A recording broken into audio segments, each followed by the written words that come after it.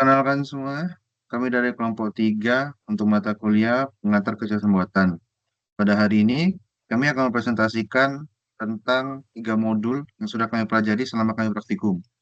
Modul yang pertama, kami mempelajari CNN. Modul yang kedua, pengenalan pola. Di sini, sebelum saya lanjut ke materi selanjutnya, izinkan saya memperkenalkan teman-teman saya. Di pertama ada Gabriel Geta Wayu dan Yosef Delimda, itu saya sendiri, lalu Sandy Pratidina, dan Andrena Kuku Prasetya. Di sini saya akan menjelaskan tentang guided 3, yaitu guided CNN. Oke. Sebelum kita menggunakan coding menerapkan CNN, tentu saja kita akan memuat dan melakukan pemrosesan data. Dengan kita melakukan atau memanggil from TensorFlow, keras dataset, dan import GVAR 10. Tentu saja kita memerlukan data ini agar kita bisa membuat dataset nantinya. Setelah itu kita akan menggunakan from TensorFlow kelas lagi, namun kita memanggil utils dan import to kategori. Nah, apa sih tujuan dari Sifar 10 ini? Tujuannya adalah untuk membuat dataset yang terdiri dari 60.000 gambar berwarna berukuran 32 dikali 32 pixel dalam 10 kelas. Di sini untuk codingnya bisa dilihat, yang jelas kita akan memanggil Sifar 10 data yang berguna untuk membuat data tersebut. Lalu kita akan menormalisasi gambar dan mengubah nilai pixel menjadi rentang 0 hingga 1 dan membaginya sebanyak 255. Dan normalisasi ini membantu proses pelatihan menjadi lebih cepat dan stabil. Untuk codingan bisa dilihat, yaitu xtrend dibagi 255 dan xtest dibagi 255 juga. Setelah itu kita akan mengkonversi label kelas menjadi vektor one shot encoding. Lalu langkah ini memerlukan fungsi loss kategorikal konsentropi yang digunakan dalam klasik multiclass. Untuk codingannya bisa dilihat, kita menggunakan to kategorikal ytrend dan to kategorikal ytest. Kita lanjut untuk membangun model CNN. Di sini, kita menggunakan from TensorFlow kelas model dengan memanggil sekuensial. Lalu lanjut seperti sebelumnya, kita memanggil model, di sini kita memanggil layer. Dengan cara kita mengimport convert 2D, max polling 2D, flatten, dan dense. Lanjut, kita menginisialisasi model sebagai sekuensial. Ya, untuk codingnya bisa dilihat. Lalu menambahkan lapisan konvolusi utama dan 32 filter. Ukuran kernel 3x3 dan fungsi aktivasi relu. Parameter input shape menentukan bentuk data yang dimasukkan. Contohnya 30 dikali 32 pixel dan 3 saluran warna. Untuk coding bisa dilihat, kita menggunakan converse 2D, 32, 33, dan activation relu, lalu input shape. Kita lanjut untuk menambahkan lapisan max polling dengan ukuran pool 2x2 untuk mengurangi dimensi spasial. Caranya sama dengan menggunakan model add, namun di sini di dalam kurungnya kita mengambil max polling 2D dengan pool 2x2, yaitu menambahkan 2 di dalam kurung dalamnya lagi. Lalu kita menambahkan lapisan konvolusi dengan 64 filter dan ukuran kernel 3x3. Untuk caranya masih sama persis. Namun yang kita panggil di dalamnya menggunakan konvolusi 2D lagi dengan menambahkan 64 filter dan 3x3, lalu kita mengaktifasikan relu. Untuk seterusnya sama dengan menggunakan model add, namun mungkin menggunakan lapisan lain seperti memanggil max polling, flatten, dense, dan seterusnya. Kita lanjut ke selanjutnya, yaitu mengompilasi model. Di sini, dalam menggunakan kompilasi model, kita menggunakan optimizer dan matriks evaluasi. Dengan kita memanggil model.compile, di sini kita dapat menggunakan 3 fungsi tersebut, seperti optimizer yang untuk memperbarui bobot secara adaptif, fungsi loss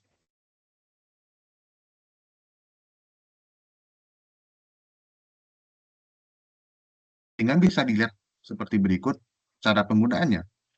Lalu, selanjutnya untuk melatih model menggunakan data pelatihan, kita menggunakan history dan memanggil model fit. Hal yang harus kita lakukan adalah memanggil data pelatihan, label pelatihan, jumlah epochs atau putaran pelatihan, dan menggunakan 20% data untuk pelatihan dalam validasi. Lanjut, kita ke mengevaluasi model. Dalam mengevaluasi kinerja model dapat menggunakan data pengujian seperti tes loss, tes sukses, model evaluate. Tujuannya adalah untuk menguji data dengan menggunakan X-test dan untuk label pengujian menggunakan Y-test dan tingkat keluaran atau verbose saat evaluasi memanggil verbose sama dengan 2. Lalu mencetak akurasi dengan pengujian. Kita lanjut ke membuat prediksi pada data pengujian. Prediction sama dengan model .predicts berguna untuk memanggil hasil prediksi akan berupa distribusi probabilitas untuk setiap kelas. Lalu menampilkan prediksi untuk gambar uji pertama, yaitu mencetak hasil prediksi untuk gambar uji yang pertama. Lalu kita memvisualisasikan hasil pelatihan dengan cara kita memanggil import matplotlib python as PLT. Ini seperti menginisialisasikan apa sih matplotlib itu menjadi PLT. PLT isinya adalah output nilai akurasi, pelatihan, dan validasi. Untuk fungsi penggunaannya seperti pada gambar di sini. Di sini untuk membuat kanvas dengan ukuran 12x4 ya menggunakan figur atau fiksasinya diatur sampai 12,4. Lalu untuk membuat subplot dengan akurasi seperti pada codingan di sebelah saya. Lalu untuk menampilkan akurasi pelatihan, menampilkan akurasi validasi, judul graphics, label sumbu Y, label sumbu X, dan legenda untuk membedakan akurasi pelatihan dan validasi. Lanjut kita ke plot nilai loss pelatihan dan validasi. Dengan membuat subplot kedua untuk loss, menampilkan nilai loss pelatihan, menampilkan nilai loss validasi, judul graphics, label sumbu Y, label sumbu X, dan legenda untuk membedakan loss pelatihan dan validasi. Dan yang terakhir adalah show, yaitu menampilkan graphics. Untuk codingannya bisa dilihat, untuk penggunaannya masih sama, menggunakan PLT dan dipanggil. Saya akan menjelaskan pada bagian unguided 3, di mana pada program ini data gambar dipersiapkan untuk menggunakan TensorFlow untuk melatih model konvolusional.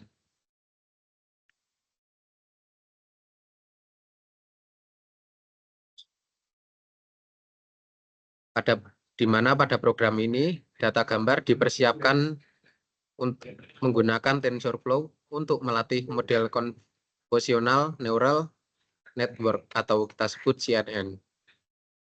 Di mana langkah yang pertama adalah mengimpor library yang diperlukan seperti OS, NumPy, dan image data generator, di mana OS digunakan untuk bekerja dengan file dan folder dalam sistem operasi. Selanjutnya NumPy atau NP library untuk operasi matematika dan array multidimensi. Dan untuk image data generator berfungsi sebagai kelas dari TensorFlow yang digunakan untuk mengolah data gambar, termasuk argumentasi dan normalisasi. Kemudian, lokasi dataset yang berisi pada gambar disimpan dalam variabel dataset. Dan dataset tersebut diproses menggunakan image data generator yang melakukan normalisasi dan nilai pixel gambar dari skala 0 sampai 255 menjadi 0 sampai 1, serta membagi dataset menjadi 80% untuk pelatihan dan 20%-nya lagi untuk validasi. Kemudian data gambar dimuat menggunakan metode flow form directory yang mengatur ukuran gambar menjadi 128 kali 128 pixel. Batch-nya sendiri sebesar 32, serta model kategorinya untuk klasifikasi multiclass. Bisa lanjut ke slide berikutnya. Selanjutnya, model CNN dibangun menggunakan kerangka sekuensial dari TensorFlow, di mana model ini terdiri dari beberapa layer, dimulai dengan input layer untuk mendefinisikan ukuran input gambar sebesar 128 kali 128 pixel dengan 3 channel warna atau RGB. Kemudian 3 layer konvolusional atau conv2D digunakan untuk mengekstraksi fitur-fitur penting dari gambar, masing-masing dengan 128 filter, kernel ukuran 3x3, dan aktivasi ReLU. Setelah setiap layer konvolusional, terdapat juga layer polling atau max polling 2D, di mana berfungsi untuk mengurangi dimensi data dengan ukuran polling 2x2, sehingga bisa meminimalkan kompleksitas komputasi. Setelah itu, proses ekstraksi fitur selesai, data diratakan dengan layer flatten, diikuti dengan layer fully connected atau dense, yang terdiri dari 256 unit dengan aktivasi ReLU untuk pengolahan data lebih lanjut. Yang terakhir, layer output dengan 3 unit dan aktivasi softmax digunakan untuk memprediksi probabilitas dari 3 kelas yang ada. Mungkin yang berikutnya bisa dilanjutkan oleh teman saya.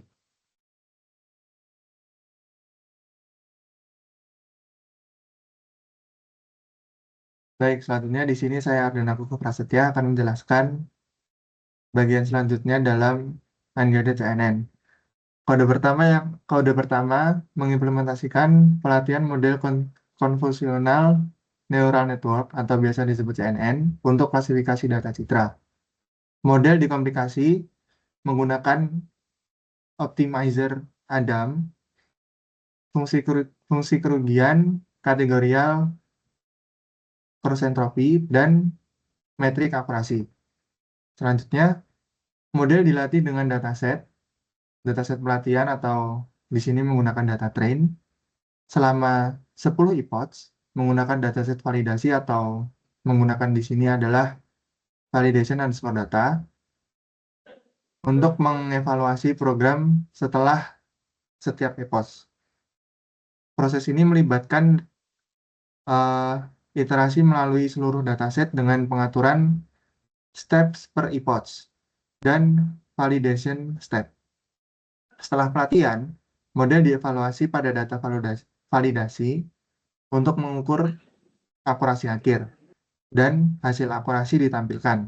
Selain itu, prediksi dilakukan pada data validasi, dan nilai prediksi dari sampel pertama ditampilkan untuk menampilkan keluaran model sesuai. Next. Kode kedua, untuk memvisualisasikan hasil prediksi model pada data validasi dengan menggunakan library Matplotlib dan NumPy. Batch citra diambil dari dataset validasi dan model membuat prediksi untuk setiap citra. Nama-nama kelas diperoleh dari indeks dataset, hanya divisualisasikan dalam bentuk gambar dengan label sebenarnya, atau di sini menggunakan true label, serta probabilitas prediksi model untuk beberapa kelas seperti bola basket, bola tenis, dan bola voli.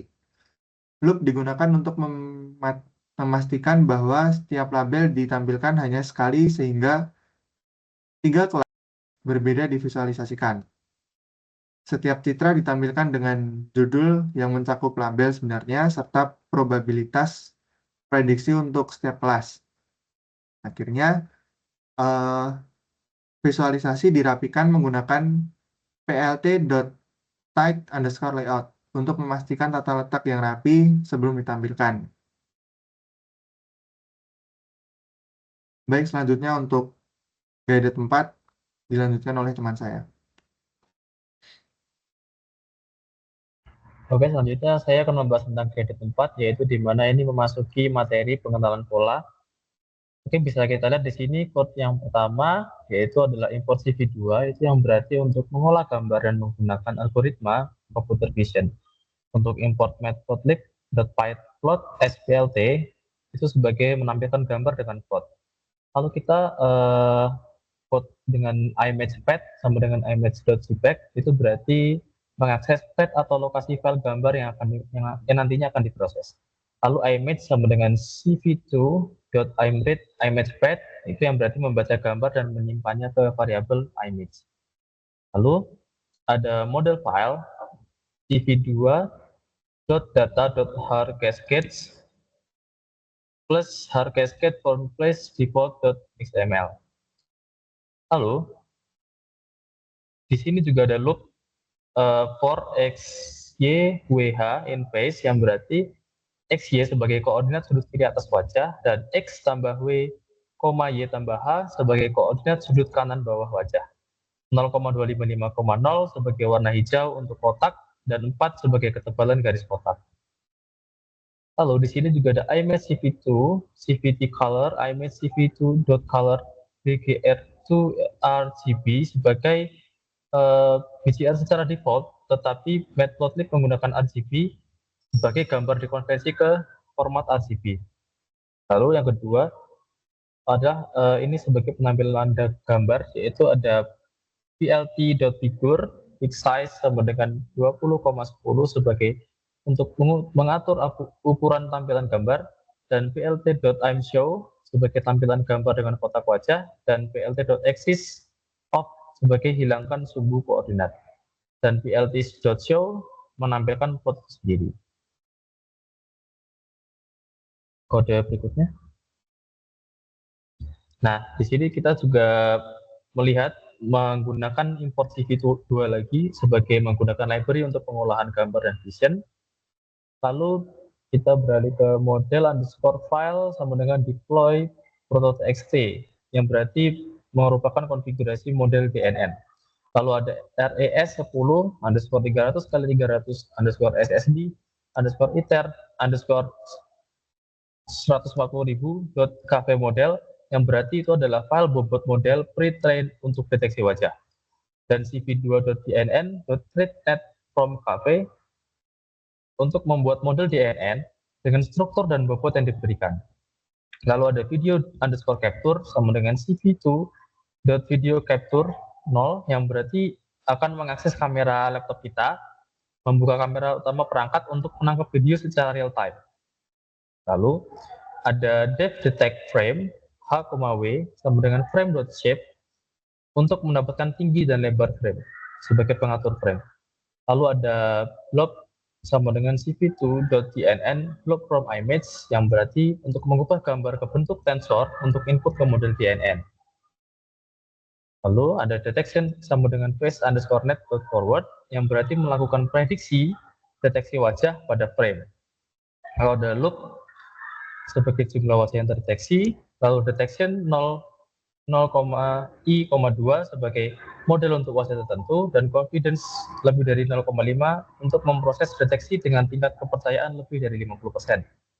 Lalu ada box untuk koordinat relatif kotak wajah yang diskalakan ke dimensi frame, dan cv2.rectangle menggambar kotak merah pada wajah.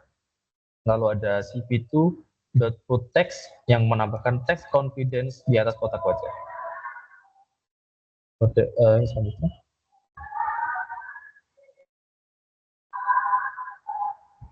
Kode selanjutnya.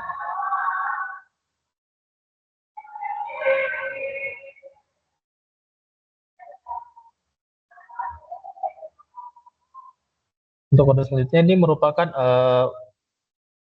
sebagai not detected untuk mengecek apakah tidak ada wajah deteksi, dan warning underscore text sebagai teks peringatan yang akan ditampilkan. Dan cv2.getTextSize menghitung ukuran teks untuk menentukan posisi pusat, dan TextSize 0 sebagai lebar teks dan TextSize 1 sebagai tinggi teks. Lalu ada cv2.putText yaitu sebagai penampilkan teks kalimat menemukannya pada layar dengan warna kuning 0,255. Lalu ada return frame yang sebagai untuk mengembalikan frame, dan loop untuk membaca frame video secara terus-menerus, yaitu menggunakan video underscore capture.read untuk membaca satu frame dari kamera. Lalu pada saat sudah selesai terdapat kode if not resolved break. Yang berarti jika kamera tidak dapat membaca frame, loop dihentikan. Lalu juga ada video underscore frame sama dengan detect video underscore frame untuk mendeteksi wajah pada frame dan memodifikasi frame tersebut. Lalu juga ada cv2.timeshow sebagai untuk menampilkan frame yang telah dimodifikasi dalam jendela dengan judul Real Time Face Detection with Confidence Score. Lalu ada cv2.waitKey yang menunggu input keyboard selama 1 millisecond. Lalu ada cv2.getWindow property untuk mengecek apakah jendela ditutup secara manual oleh pengguna. Lalu ada video underscore capture.release dan cv2.destroy all windows yang berarti yang pertama adalah resource melepaskan resource kamera, kemudian ditutup dengan kode destroy all windows sebagai nantinya semua jendela di OpenCV yang terbuka itu akan tertutup. Sekian penjelasan kode.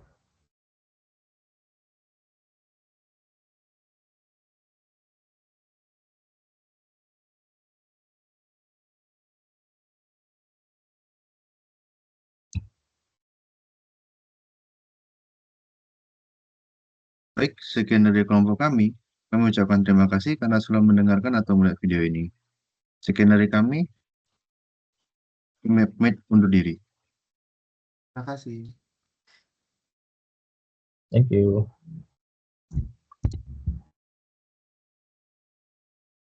Ini aku stop record ya. Ya. Ya, Sen. Mic-ku nggak ke on-on, sumpah.